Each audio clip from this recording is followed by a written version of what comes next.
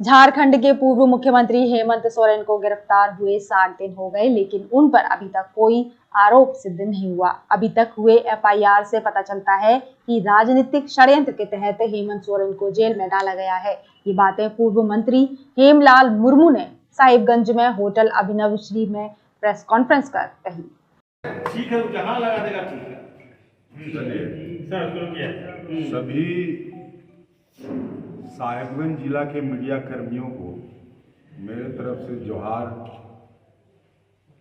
आदाब, नमस्कार। आज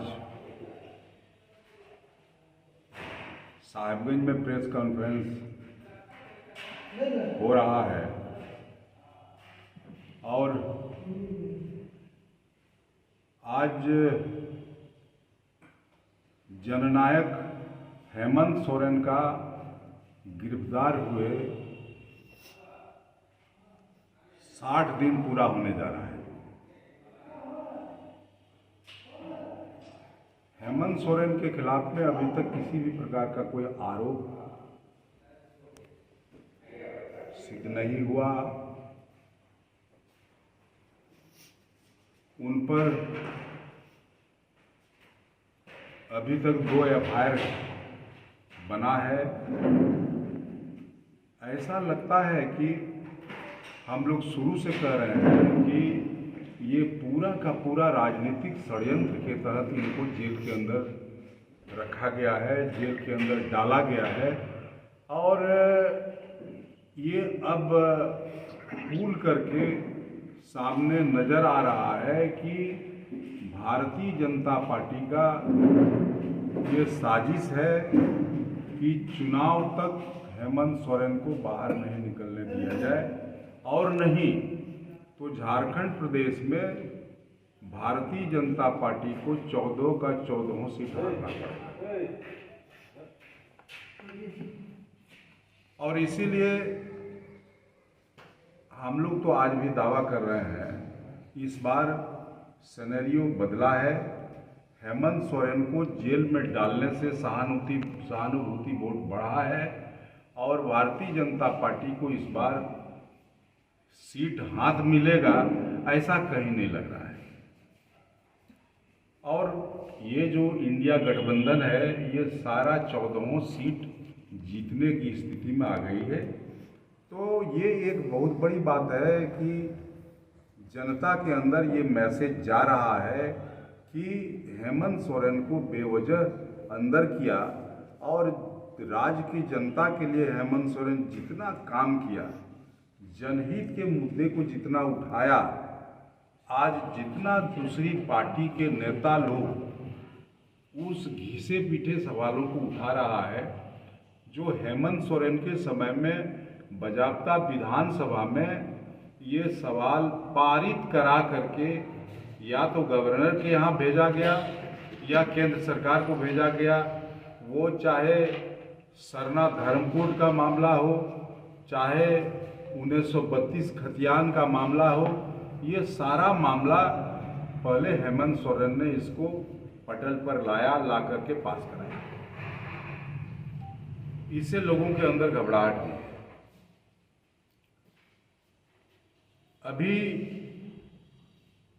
एक सवाल हमारे दल के एक एमएलए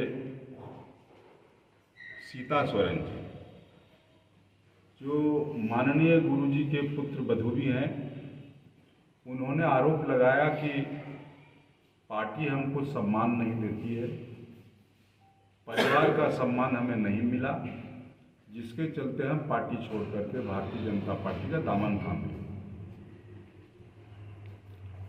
हम कह रहे हैं कि 15 वर्षों से जामा में वो एमएलए है, किसके सहानुभूति और किसके सहयोग से, उसका जवाब उनको देना चाहिए। साथ ही साथ ये उन्होंने बताया कि स्वर्गीय दुर्गा सोरेन का आदमकद मूर्ति जामा चौक में लगना था, जो नहीं लगाया पार्टी के तरफ से या परिवार के तरफ से। हम कहते हैं 15 बरस जो एमएलए उस क्षेत्र का रहा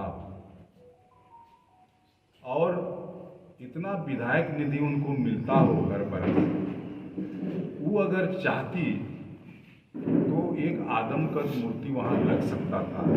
क्योंकि हम लोग भी दुर्गा सोरेन पार्टी का आदर्श है, हम लोग मानते हैं, तो उसका एक आदमकद मूर्ति वहाँ लगना बहुत ज़रूरी है। लेकिन इस सवाल पर आज वो भी बोल रही है, चाहे उनका कहना है कि हमको लोग सम्मान नहीं दिया, तो इन सवालों को या दुर्गा सोरेन के मृत्यु के सवाल को जांच करने का मामला को यदि नहीं अगर कोई मान रहा था तो उसको पटल पर लाना चाहिए था, विधानसभा के पटल पर बोलना चाहिए था। लेकिन कभी ये जरूरत नहीं समझा। आज जब भारतीय जनता पार्टी के गोद में बैठ गई तो आज नया नया बात उनकी तरफ से आने लगा है। तो हम चाहते हैं कि आपके माध्यम से इन तमाम सवालों का जवाब उनके तरफ से आना चाहिए, क्योंकि हम नहीं चाहते कि सीता सोरेन कोई गैर है। सीता सोरेन उस सोरेन परिवार की पुत्रवधू है, सबसे बड़ी है, इसलिए उनका ये डिसीजन लेना उनके लिए अच्छा नहीं हुआ और ये डिसीजन उनको घाटे की ओर ले जाएगा। बाकी यहाँ पर जितना भी भारतीय जनता पार्टी का कारनामा देश और राज्य में हम देख रहे हैं कि सिर्फ और सिर्फ वो वोट की राजनीति करता है। कैसे हम सीट ज़्यादा से ज़्यादा लाएं, किसी भी व्यक्ति को कैंडिडेट बना करके उसको हम जीतें, यही उनका मंशा है।